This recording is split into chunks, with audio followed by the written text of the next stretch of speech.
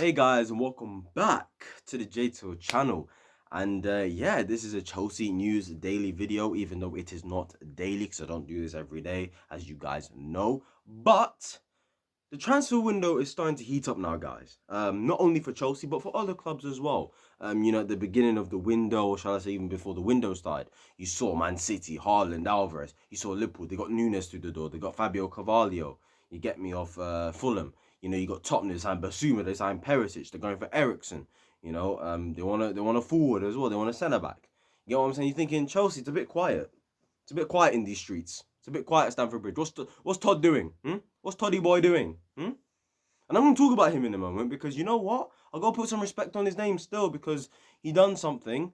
I saw something today as a report about Lukaku and Marina and Czech. So I'm going to give him credit for that. We're here to obviously talk about Lukaku, and some developments have come out literally as of a minute ago of this recording about Lukaku and his move to Inter. It's pretty much almost done. Couple things just need to be done, and then we can get officially, here we go, it's done deal. He's going back to Inter. Nice, calm, cool, collected. See ya later, mate. And yeah, obviously we're going to talk about Richarlison, I think, for a bit as well, briefly towards the end. I'm going to talk about Jonathan Claus as well, who plays for Lens, is a wing back, 29 years old as well. We've been linked to him as well for around a reported 10 million fee, so that's not bad. And yeah, might talk about Mourinho as well. So we're going to be talking about loads of things today, guys. So yeah, if you do enjoy this video, please like, comment, subscribe, turn on post notifications, follow my social media, and let's do this. Obviously, Lukaku is the first man I want to talk about very, very quickly. It looks like his deal to Inter is almost done. Apparently, when you look at the numbers, it looks like it's going to be an 8 million loan fee plus add-ons, which is about 6.8 million pounds. So look, at the end of the day, it is what it is. We spent 97.5 million on this guy, and a year later, he's off to Inter for 8 million euros. An investigation needs to be done on that club. I think they must have structured a plan out for this to happen. I swear down, because we've been scammed, we've been robbed. I want my money back, and it's not even my money, it's the club's money. But you know what I'm saying? I'm fuming that this guy just frauded us. He frauded us. And Inter, they played us. They played us, man. Fuming. But yeah, 8 million loan fee.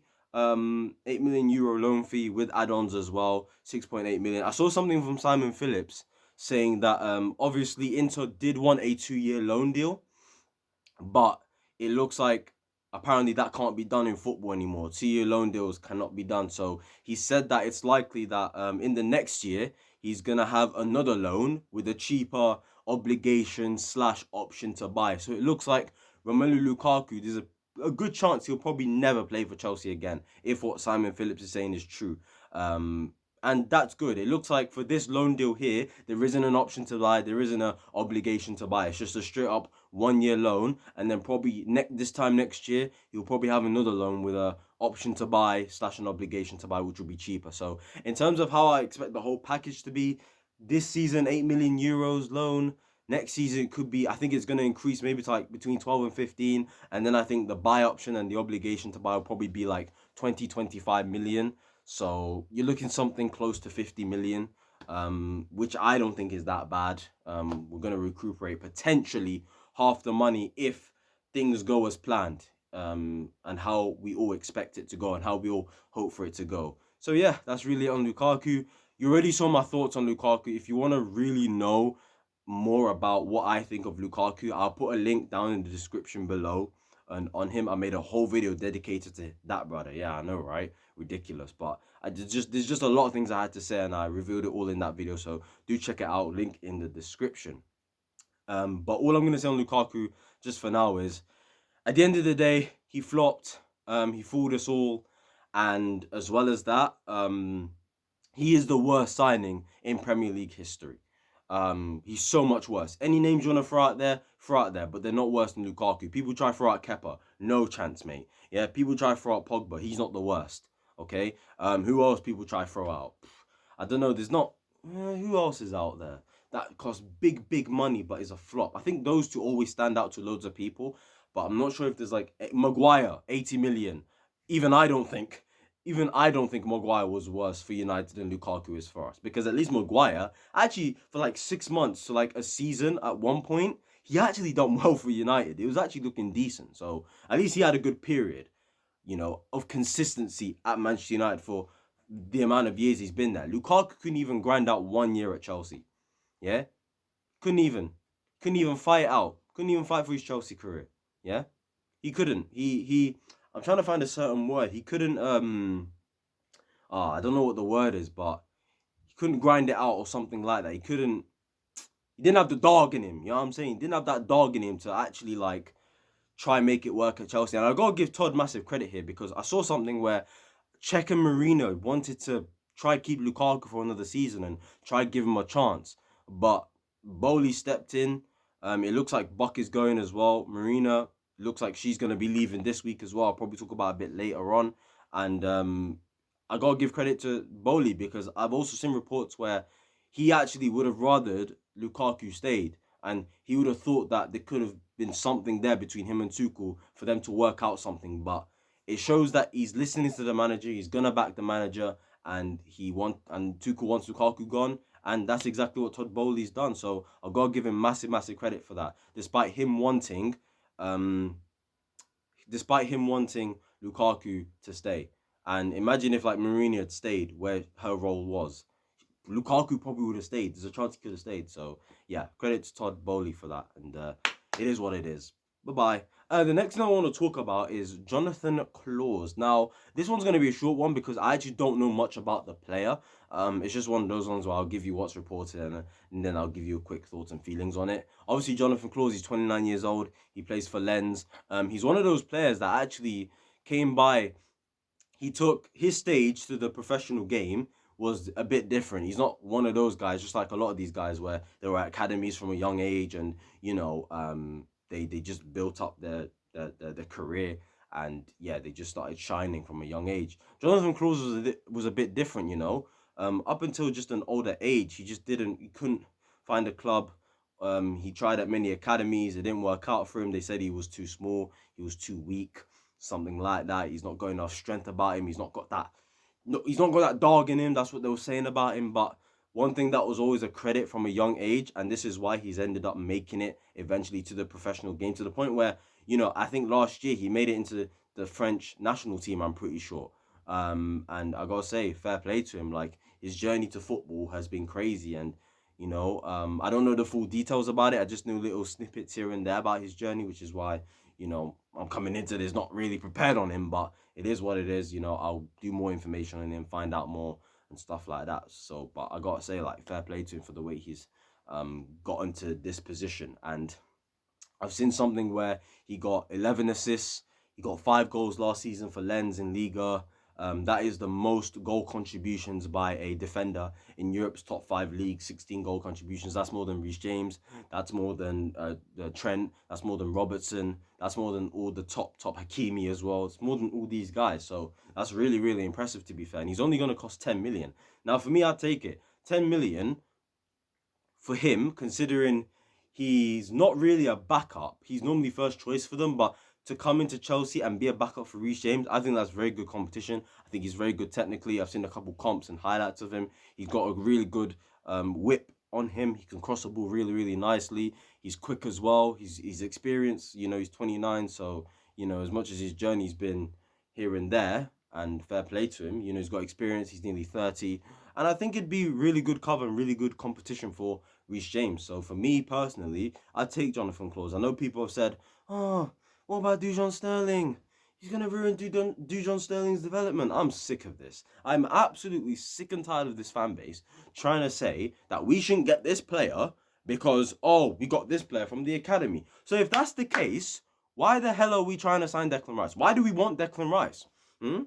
What's the point of spending 75 million on Declan Rice if we got Billy Gilmore and Ampadu? What's the point?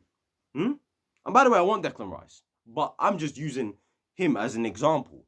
If you're going to put this energy for Jonathan Klaus and Dujon Sterling, we need to have the same energy for certain other positions of the field. Do you get what I'm saying? So it's a bit crazy. Do you know what I'm saying? That's like saying we shouldn't sign a left wing back because we've got Ian Matson. Like, guys, if there's somebody out there that's good enough to compete with Ben Chilwell, we should sign them. And I think Jonathan Klaus is good enough to compete with Reece James. As much as I don't know much about him, I'm just basing that off highlights and comps that I've seen of him.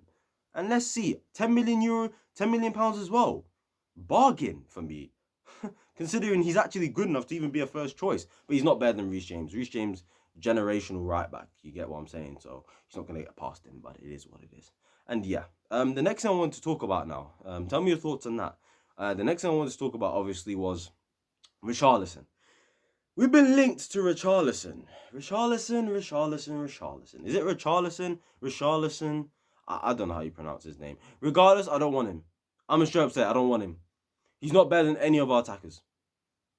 Okay? Maybe he's better than one or two, like Hudson-Odoi or something, or Timo Werner. Maybe he's better than these brothers, but come on. He's not better than any other attacker. Couldn't give a shit if he scored 10 goals last season. Don't care. He's not good enough. He's not good enough. We want to catch up to Liverpool and City, and we're trying to buy Richarlison. Come on. At least with Sterling, Sterling's got a high standard. Sterling's played for Man City. As much as I don't want Sterling overall, I'd take Sterling 100% over Richarlison. But apparently it's just inquiries. We're not actually bidding yet. It's not actually it's not something we're properly going for, like Sterling. We actually want Sterling. He's like a top target. He's one of our top targets in the forward areas. And I think I'm not going to look at more of Richarlison as a player. I'm going to talk about more of the profile of what Tuchel wants, because I've noticed something. I was thinking about this last night. When we was linked to Richarlison and Sterling and all these guys, I'm thinking to myself, these guys are best on the left, and we've already got Hudson-Odoi and Pulisic, and it's like, are we going to sell those guys in order to get these guys in? Because I'm not going to lie, I don't be surprised if we don't sell Pulisic or Hudson-Odoi, which I can't see happening in my personal opinion. I think maybe Ziyech Werner will go, more likely than those two, just my opinion, innit? If Hudson-Odoi goes, he'll probably be alone if clubs are interested, so there's a chance he could go. But like, I've noticed the type of profile that Tuchel just wants within attackers. We're getting linked to the likes of Dembele. You know, we're getting linked to Sterling. We're getting linked to Richarlison. We're getting linked to Christopher Nkunku. But obviously that deal's going to be a little bit more difficult. And it shows that Tuchel wants attackers that are going to be direct. But he also wants attackers that are going to be fluid. Attackers that can play in all kinds of positions within the front line. If you actually deep it, Sterling can play all across the front three. Richarlison can play all across the front three as well. And Nkunku can play across the front three. Hudson-Odoi, except for the striker position, he can play left and right. Pulisic can play across the front three. Yeah, Mason Mount can even play across the front three. I've seen him do it before. So you're quite clearly seeing that Tuchel wants players that can adapt to the system. Players that can suit not just his system, but just in terms of positioning on where he wants them to be. Because there's times last season where I'm seeing him put Ziyech out on the left, and Ziyech's not capable of playing a position like that because he hasn't been developed into being adaptable. He's been developed to only playing one set position. And I've realised with these players that we're linked with, Tuchel does not like players that are set to one position and one position only. That's why he's getting rid of Lukaku. That is why I think Ziyech could go. That's why I think Timo Werner could even go. Because as much as he can play up front on the left, technically he's limited. It's clear that Tuchel likes technically gifted players who are direct, who've got a bit of pace about them as well, who can play in all kinds of systems, whether it's 4 at the back, 3 at the back. It really doesn't matter. Can adapt to any tactical situations, and he just wants overall ballers in attack. So is Richarlison really the man for that? I don't think so. Even though he can do it, I just don't think he will take us to that next level. And Sterling is actually a good player. As much as I don't want Sterling, he's actually a good player. Richarlison is just decent. Richarlison is just okay, in my opinion. He's not good enough for us. If he comes to Chelsea, he's on the bench. He's on the bench. I'm telling you. Other than Timo Werner and Hudson-Odoi, I don't think Richarlison is better than Ziyech. I don't think he's better than Pulisic. I don't think he's better than Mason. I don't think he's better than Kai. I don't think he's better than any of those 4 guys that I just mentioned. So why are we getting him? Well, we're not getting him. It's just, why are we interested? Like, if we're going to get attackers, then Dembele has to be the first one, in which it looks like he probably wants to stay at Barca, but could be open to a move to Chelsea. Sterling looks like he's getting more open to a move to Chelsea as well, which is, I guess, good. It's one of those ones where, as much as I don't want Sterling, I'd have to accept that we are probably going to get him if it's for the right price, though. But Richarlison, for me, like, I just don't rate him like that. Like, I just don't think he's technically like fantastic. Like, you're Brazilian and you're not technically like fantastic. Like, come on. People say, oh, but he plays for Brazil. Yeah, but bruv, if Jesus is injured, yeah, he might play up front. Cool. Yeah, his best position is on the left. But he's not playing on the left. No over Neymar, no over Vinicius. No chance. No chance. But they'll say, oh, he upgrades our attack because he scored more goals. I just want to clarify one thing before I go. And unfortunately, I'm not going to talk about Marina today because, yeah, time's running out for me, innit? There's something I got to do, which is why I got to make this video real quick. But I just want to make this last point about how any attacker we're linked to, everyone goes, every time somebody doubts it, it's like, oh, he would upgrade our attack because he scored more goals than Pulisic. He scored more goals than Callum. He scored more goals than Timo, than Havertz, and all these guys. Just watch the game with your eyes, please. Watch Richarlison and tell me if that's good enough to play for my football club. Just look at him from a technical point of view. Don't look at the sheets. Don't look at the paper. Don't look at the stats. Just use your eyes for a sec, please. And tell me if that's good enough for us. That's all I'm going to say. That's it, guys, for this video. Please like, comment, subscribe. Turn those post notifications. Tell me your thoughts on Lukaku going to Inter for 8 million euros plus add-ons. Tell me your thoughts on Richarlison and the links to him. Would you take him? Would you not? And tell me why as well. Tell me about Jonathan Claus. What you think of him? Would you want him as a backup to Reece James because he's got that quality? Or would you rather we tried and give Dujon Sterling a chance in preseason to impress and see if he's good enough to do that backup role to Reece James in that position at right wing back? And yeah, guys, tell me your thoughts on Todd as well. And the fact that he stepped up now because obviously he's let go of Marina. She's leaving this week. Buck has made sure that Buck holds a role that's lower. He used to be the chairman, now he's just an advisor. So yeah, fair play to Todd in terms of that. It looks like he's going to be doing the negotiations. He's going to be the chairman at the same time. So yeah, fair play to him. It looks like he wants to do a madness this summer. I expect him to do a madness this summer. In future seasons, I don't know. But this summer, I expect him to do a madness. And I expect him to try impress the fan base. So yeah, guys. Like, comment, subscribe, turn those post notifications, follow my social media down below. Check out my Romelu Lukaku video down in the description if you want to know more information about what I think of him and stuff like that. So yeah, I'll see you guys whenever I see you guys. It's been a great video. And yeah, love, peace, guidance. Take care of yourself. Eat healthy. Go gym. And yeah, goodbye.